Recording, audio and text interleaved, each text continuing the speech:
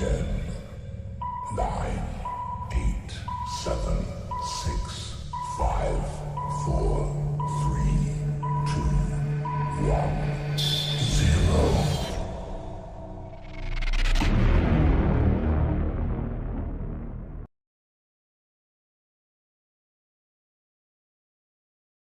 Assalamualaikum warahmatullahi wabarakatuh. Perkenalkan, kami dari kelompok 3 yang beranggotakan 6 orang. Yang pertama ada saya sendiri, Maryam Hasan. Yang kedua ada Alsepti Talib. Yang ketiga Anggraini Nur Aulia Dengo. Yang keempat ada Lastri Oktaviani Pipi. Yang kelima ada Mutiara Otolomo. Dan yang keenam ada Zainab Muhammad. Pada video kali ini kami akan menjelaskan tentang pengertian pidato, tujuan pidato, jenis-jenis pidato, metode pidato, langkah-langkah menyusun pidato, hal-hal yang harus diperhatikan dalam berpidato, serta contoh pidato yang baik dan benar. Adapun video ini dibuat untuk memenuhi tugas pada mata kuliah berbicara publik yang diampu oleh Bapak Dr. Muslimin SPD MPD. Ya baik teman-teman, saya Alsepti Talib akan menjelaskan mengenai pidato. Jadi pidato adalah sebuah ucapan dengan susunan yang baik untuk disampaikan kepada orang banyak. Pidato juga berarti sebagai kegiatan seseorang yang dilakukan di depan orang banyak dengan mengandalkan kemampuan bahasa sebagai alatnya. Pidato pada dasarnya merupakan kegiatan mengungkapkan pikiran dalam bentuk kata-kata lisan yang ditujukan kepada orang banyak dalam suatu forum, seperti pidato kenegaraan, pidato menyambut hari besar, pidato pembangkit semangat, dan sebagainya. Tujuan pidato. Pada umumnya, pidato mempunyai tujuan. Yang pertama, mempengaruhi orang lain agar mau mengikuti kemauan kita dengan sukarela atau persuasif. Yang kedua, memberi suatu pemahaman atau informasi pada orang lain atau bersifat informatif. Yang ketiga, membuat orang lain senang dengan pidato yang menghibur sehingga orang lain senang dan puas dengan ucapan yang kita sampaikan atau bersifat rekreatif. Ya, selanjutnya ada jenis-jenis pidato. Yang pertama, berdasarkan sifat dan isi pidato. Pidato dibedakan menjadi yang pertama ada pidato pembukaan. Pidato pembukaan adalah pidato singkat yang dibawakan oleh pembawa acara atau MC. Dalam bahasa Inggrisnya itu Master of Ceremony. Ya, yang kedua ada pidato pengarahan. Pidato pengarahan adalah pidato untuk mengarahkan pada suatu pertemuan. Yang ketiga ada pidato sambutan. Ya, pidato sambutan yaitu pidato yang disampaikan pada suatu acara, kegiatan atau peristiwa tertentu. Selanjutnya ada pidato peresmian. Ya, pidato peresmian adalah pidato yang dilakukan oleh orang yang berpengaruh untuk meresmikan sesuatu. Ya, yang kelima ada pidato laporan, yakni pidato yang isinya adalah melaporkan suatu tugas atau kegiatan. Yang keenam ada pidato pertanggungjawaban. Pidato pertanggungjawaban ini adalah pidato yang berisi suatu laporan pertanggungjawaban.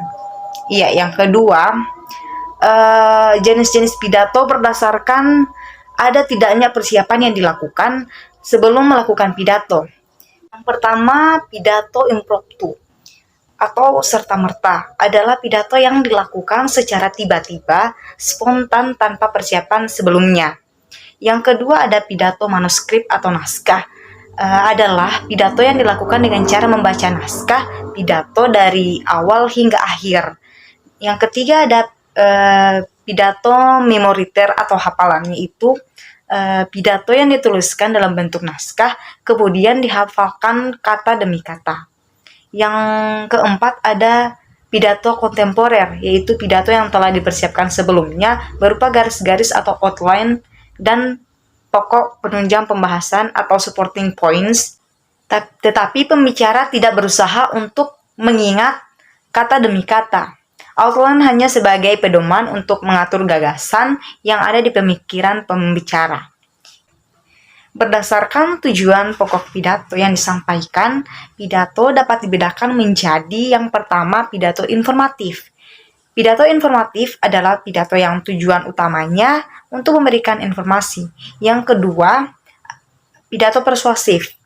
Pidato persuasif adalah pidato yang tujuan utamanya membujuk atau mempengaruhi orang lain. Yang ketiga ada pidato rekreatif. Pidato rekreatif adalah pidato yang tujuan utamanya adalah untuk menyenangkan atau menghibur orang lain. Dalam berpidato ada beberapa cara atau metode yang bisa digunakan. Beberapa metode berpidato diantaranya ada metode impromptu, metode memoriter, metode naskah, dan metode ekstemporan. Nah, saya akan menjelaskan keempat metode tersebut. Yang pertama ada metode impromptu, yaitu metode pidato yang dilakukan secara langsung tanpa adanya persiapan terlebih dahulu. Biasanya metode ini digunakan oleh orang yang sudah ahli dalam berpidato. Kemudian yang kedua ada metode memoriter, yaitu metode pidato yang dilakukan dengan cara menghafalkan naskah teks pidato terlebih dahulu. Nah, yang ketiga ada metode naskah, yaitu metode pidato yang dilakukan dengan cara membacakan teks pada saat berpidato. Metode seperti ini biasanya digunakan dalam acara-acara formal untuk meminimalisir adanya kesalahan saat menyampaikan pidato. Nah, yang terakhir ada metode ekstemporan, yaitu metode berpidato dengan cara mencatat atau menyiapkan konsep pidato secara garis besar. Metode ini sangat efektif dan kita dapat mencatat poin-poin penting yang ingin kita sampaikan. Selanjutnya, langkah-langkah menyusun pidato. Sebelum berpidato, seseorang harus mengetahui terlebih dahulu apa yang akan disampaikan dan tingkah laku apa yang diharapkan dari halayak. Contohnya, bagaimana akan mengembangkan topik bahasan. Dengan demikian, ada beberapa tahap dalam menyusun sebuah pidato. Yang pertama, menentukan topik pembicaraan. Yang kedua, menetapkan tujuan pidato. Yang ketiga, mengembangkan pokok bahasan. Yang keempat, membuat kerangka pidato. Selanjutnya, hal-hal yang harus diperhatikan dalam berpidato agar berpidato dengan baik, dan pembicara harus memperhatikan hal-hal berikut. Yang pertama, volume suara harus keras dan jelas. Volume suara harus dapat didengar oleh seluruh halayak sehingga pendengar dapat menangkap dan memahami informasi yang disampaikan. Yang kedua, gunakan intonasi dengan baik dan benar. Membaca naskah pidato harus memperhatikan intonasi baik dan benar atau tidak monoton. Yang ketiga, jaga komunikasi dengan pendengar. Jaga penglihatan antara penglihat kamu dengan teks pidato dengan penglihatan kamu dengan halayak. Assalamualaikum warahmatullahi wabarakatuh.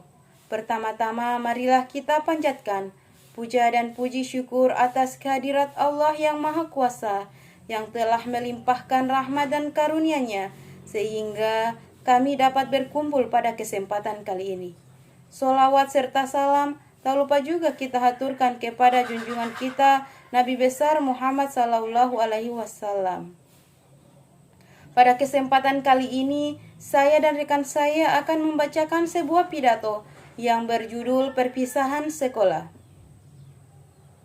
Hadirin yang saya hormati, dalam kesempatan yang berbahagia ini, saya atas nama teman-teman semuanya menyampaikan ucapan terima kasih yang sedalam-dalamnya kepada Bapak dan Ibu Guru yang telah membimbing kami semua dengan tabah dan sabar, sehingga akhirnya kami dapat menyelesaikan pelajaran yang telah Bapak Ibu ajarkan kepada kami semua, sehingga kami bisa menyelesaikan sekolah dengan diberikannya surat tanda tamat belajar.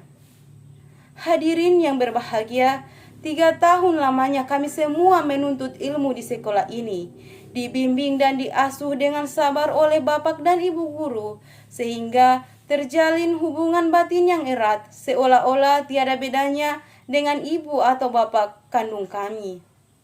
Berat rasanya hati ini meninggalkan bapak dan ibu guru yang kami cintai dan kami hormati. Tapi semuanya itu harus kami lakukan guna meneruskan mencari ilmu pengetahuan yang lebih mendalam dan luas lagi dalam rangka usaha menempuh cita-cita kami.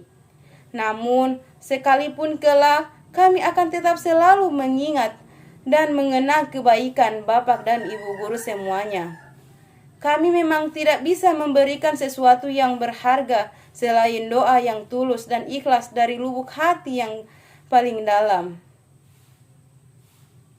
Tak lupa juga kami panjatkan doa kepada Tuhan Yang Maha Kuasa agar Bapak dan Ibu guru diberikan keselamatan, kesejahteraan, kesabaran, serta kekuatan hati agar tetap tabah dalam mendidik siswa-siswinya.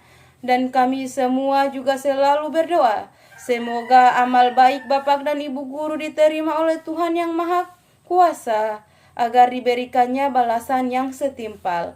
Amin ya Rabbal Alamin. Begitu sebaliknya, kami mohon doa restu dari Bapak dan Ibu, agar kami semua dapat melanjutkan pendidikan ke jenjang yang lebih tinggi, sehingga tercapai apa yang kami cita-citakan.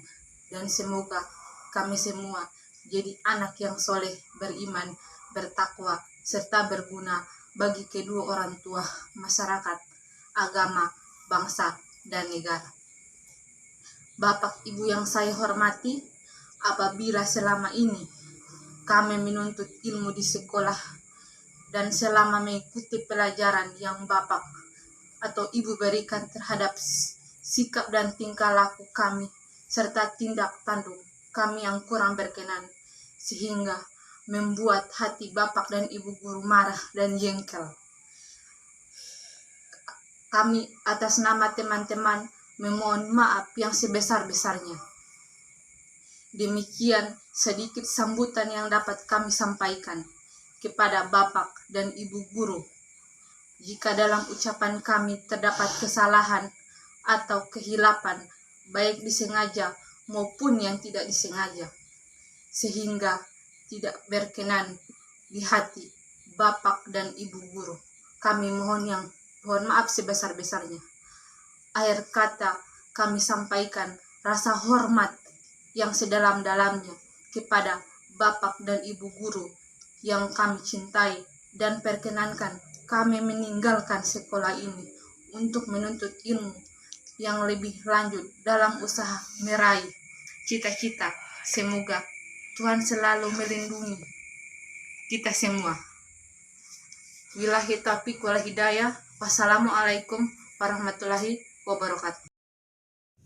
Nah, itu tadi contoh dari sebuah pidato. Untuk itu, kita dapat menyimpulkan bahwa kemampuan berpidato atau berbicara di depan umum atau publik dapat membantu dalam mendapatkan jenjang karir yang baik di masa depan.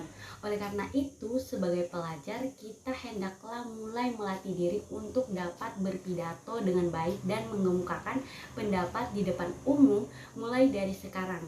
Itulah penjelasan singkat dari kami tentang bagaimana berpidato yang baik dan benar. Mohon maaf jika ada salah kata dan kekurangan dalam penjelasan kami. Sekian, wassalamualaikum warahmatullahi wabarakatuh.